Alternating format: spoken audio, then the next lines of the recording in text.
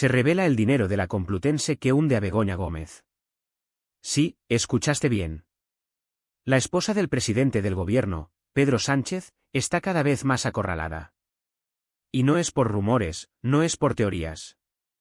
Esta vez hay documentos, cifras y conexiones que la vinculan directamente a un posible escándalo de corrupción institucional con dinero público.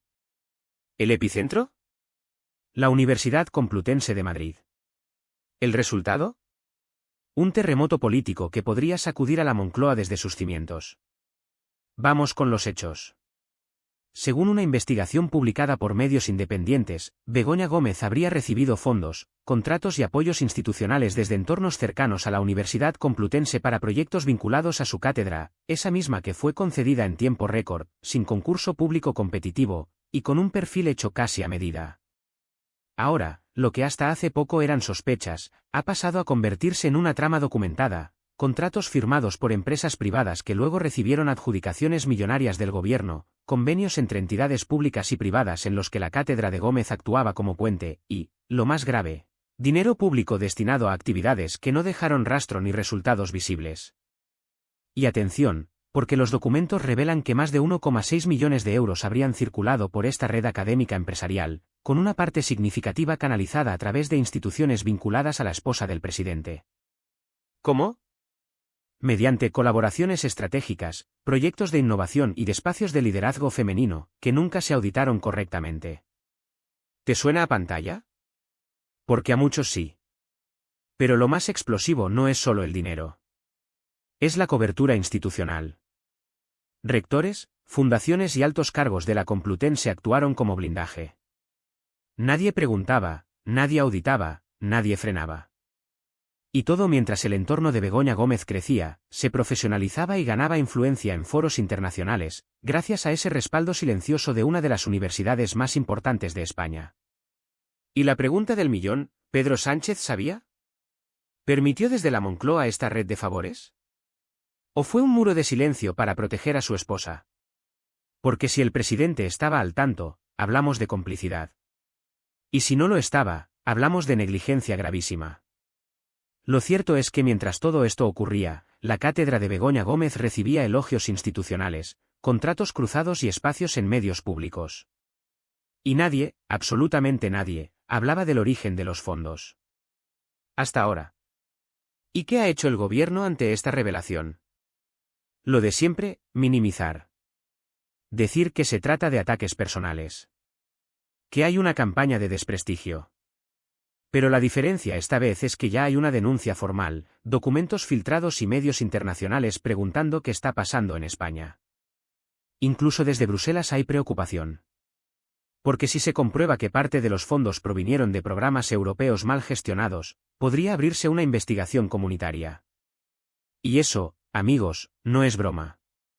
Europa no se toma bien el mal uso del dinero comunitario. ¿Y la oposición? Por supuesto, ha cargado con todo. Alberto Núñez Feijóo ha exigido una comisión de investigación urgente. Vox pide la dimisión inmediata de Pedro Sánchez. Y hasta partidos aliados del gobierno, como Compromiso Sumar, han comenzado a marcar distancia. Porque saben que este escándalo no solo afecta a una persona, toca al núcleo del poder político y moral del gobierno. Mientras tanto, los medios públicos callan o hablan en condicional. Como si el hecho de que haya papeles no fuera suficiente. Como si lo que está en juego no fuera la ética democrática, sino la reputación de una figura que nunca fue elegida por nadie, pero que ha tenido acceso, influencia y fondos como si lo fuera. Y ojo, que esto recién comienza. Las investigaciones siguen. Se esperan más filtraciones. Y hay periodistas y exfuncionarios que ya están empezando a hablar. Porque cuando el silencio se rompe, la verdad sale. Y si esa verdad incluye tráfico de influencias, malversación o incluso prevaricación, el caso podría terminar en los tribunales. ¿Y qué hace Pedro Sánchez? Otra vez, silencio. Silencio total.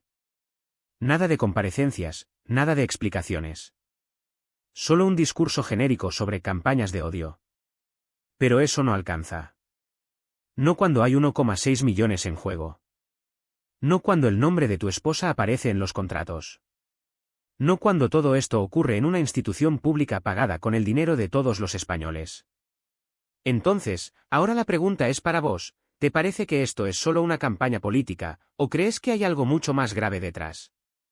¿Begoña Gómez está siendo usada como pantalla, o es parte activa de una red de poder paralela? ¿Y Pedro Sánchez puede seguir gobernando sin dar explicaciones?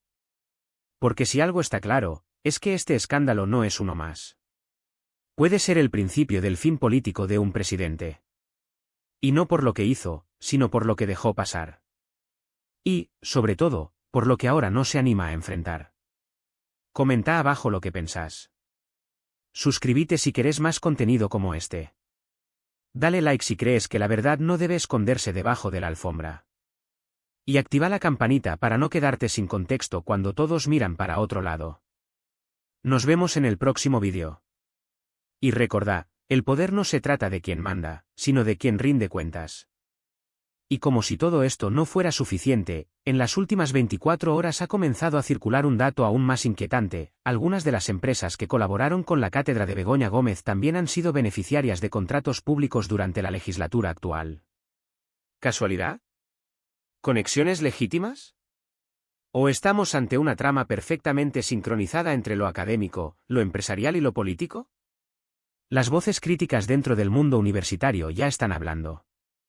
Profesores, exdecanos y hasta alumnos han comenzado a denunciar que durante años se permitió una cultura de puertas giratorias en la Complutense. Cátedras que servían más para relaciones públicas que para investigación. Nombres vinculados al poder que recibían trato preferencial. Y en el centro de todo, la figura de Begoña Gómez, convertida en símbolo de prestigio institucional, pero sin el respaldo de una carrera académica sólida. Y esto es muy importante. No se está juzgando a una persona por ser la esposa de. Se está cuestionando el uso de una posición privilegiada para canalizar recursos, crear redes de poder y fortalecer una figura que ha operado en la sombra, pero con efectos muy reales en la política nacional. Porque mientras España lidia con inflación, crisis energética y pérdida de credibilidad institucional, el entorno presidencial parece haber estado más ocupado en consolidar su influencia que en ofrecer soluciones. Y eso genera una indignación profunda. Porque el ciudadano común, el que paga impuestos, el que ve recortadas becas o presupuestos en sanidad, se pregunta, ¿dónde está el límite? ¿Cuánta impunidad más se va a tolerar? Y lo peor es que el caso Begoña Gómez no parece aislado. Empieza a haber señales de una estructura de poder paralela, un ecosistema donde las decisiones se toman entre despachos académicos, ONGs, fundaciones y contactos de alto nivel, sin control, sin transparencia y sin consecuencias. Algo que recuerda, y mucho, a los viejos esquemas clientelares que tantos años se prometió erradicar. Ya no se trata solo de un escándalo mediático.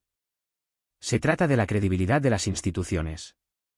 De saber si en España todavía existe el principio de igualdad ante la ley. De si hay una justicia valiente, capaz de investigar hasta donde haga falta, aunque el apellido incomode a la Moncloa. Y eso es lo que se está jugando ahora mismo. No es solo Begoña Gómez. Es un modelo. Una forma de entender el poder. De blindarse con la excusa de lo académico o lo social mientras se manejan millones, se hacen favores y se teje una red de poder opaca, incontrolada, y según muchos, profundamente corrupta. Así que, si llegaste hasta acá, te pido una cosa: no mires para otro lado. Compartí este vídeo. Habla del tema. Porque si la información queda solo en redes, no va a cambiar nada. Pero si cada vez más gente exige explicaciones, si se pide una auditoría seria, si los responsables empiezan a rendir cuentas, entonces sí, algo puede empezar a moverse. La democracia no se defiende sola. Y el silencio, en estos casos, es complicidad. Nos vemos pronto. Suscríbete, activa la campanita, y seguí buscando la verdad, aunque moleste.